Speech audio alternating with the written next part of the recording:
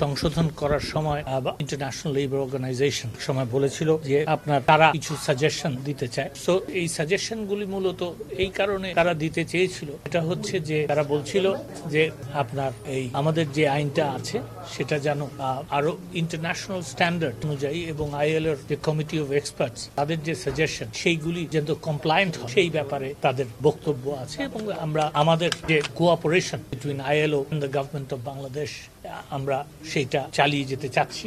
সেই কারণে মূলত আমরা এই 3 দিন এই এক্সারসাইজ করেছি। এখানে মূলত কিছু কিছু ইস্যু নিয়ে তাদের অ্যামেন্ডমেন্টে সেই সব প্রভিশন আর থাকার কথা ওনারা বলেছেন। কিছু কিছু ইস্যু এসেছিল যেটা নীতি নির্ধারক পর্যায়ে সিদ্ধান্ত নিতে হবে, সেগুলি আমি বলেছি যে নীতি নির্ধারক পর্যায়ে আলোচনার মাধ্যমে সেটার সিদ্ধান্ত হবে। আমরা গ্রহণ করব কি করব না সেটার সিদ্ধান্ত।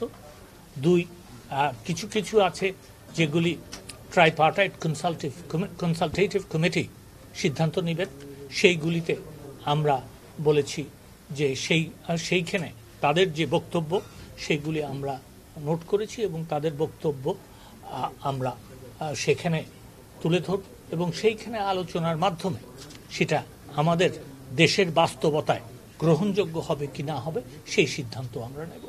তৃতীয়ত, যেগুলি আছে কিছু কিছু ইস্যুজ আছে যেগুলি ministry of labour and employment মনে করেছে, যেগুলি মনে হয়েছে যে এগুলি গ্রহণযোগ্য, আমরা অবশ্যই সেগুলিকে গ্রহণ করেছি। সেটাই আমি বলছি, যেটা সবচেয়ে উল্লেখযোগ্য বিষয় সেটা হচ্ছে যে আমরা 3 দিন ধরে আমরা তাদের যে বক্তব্য সেটা শুনেছি, প্রত্যেকটা ইস্যু নিয়ে বিশদভাবে আলোচনা করেছি, মত বিনিময় করেছি।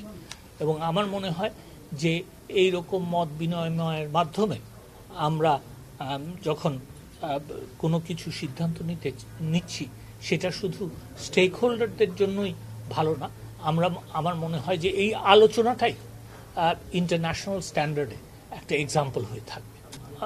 আঙ্গিকটা আমি বুঝতে পারছি, তাদের কমিটি অফ এক্সপার্টস আমাদের আইনটা পড়েছেন, দেখেছেন এবং সেইখানে কিছু ইন্টারন্যাশনাল স্ট্যান্ডার্ডসের ব্যাপারে তারা রিকমেন্ডেশন দিয়েছেন।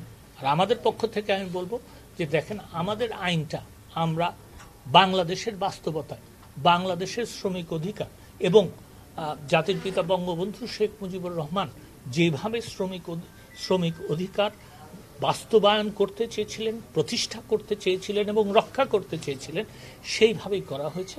অফকোর্স আইনে ইমপ্রুভমেন্টের জায়গা সবসময় থাকে, আইনের অ্যাডভান্সমেন্টের জায়গা সবসময় থাকে। আমরা সেইগুলি, যেটা আমি বললাম, আমরা সেটা বিবেচনা করব।